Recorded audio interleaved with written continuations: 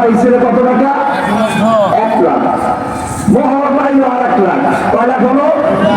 চলে গেছে স্বামীর বাড়ি, কোনো খরচা আছে?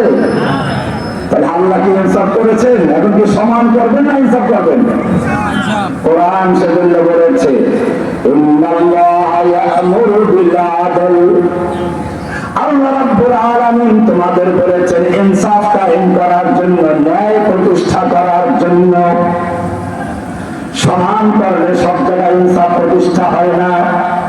এই কারণে আল্লাহ রাব্বুল আলামিন বলেছেন ওয়ালা তাতামান্নাউ মা ফাদ্দালাল্লাহু বিহি বা'দাকুম আলা বা'দ। তোমার 2টা সন্তান আছে, একটা সন্তান তোমার কথা শুনে আর একটা শুনে না।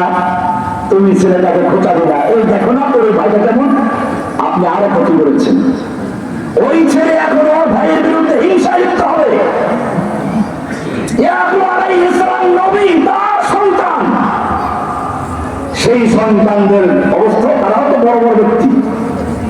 ইউসুফের অবস্থা দেখেন নাই? হিংসার খেলায় নিয়ে কুয়ায় ফেলে দিল।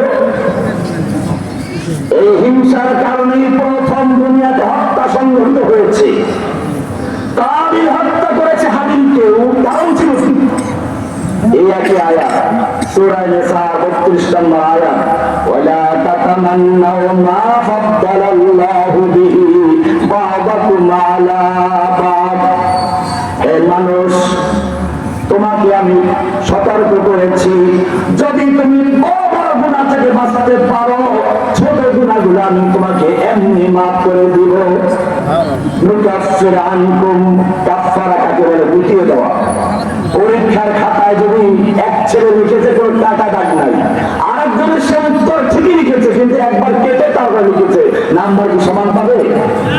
কিয়ামতের মাঠে আল্লাহ আমলনামা দিবেন প্রত্যেকের হাতে। এরপরে দেখে দেখে বলবে বন্ধুদেরকে আসো হাও মুকরাও কিতাবিয়া। এখন ওই সময় যদি গুনাহ থাকে তখন এরকম বিষয় লজ্জা পাবেন না। আল্লাহ বলছেন লুকা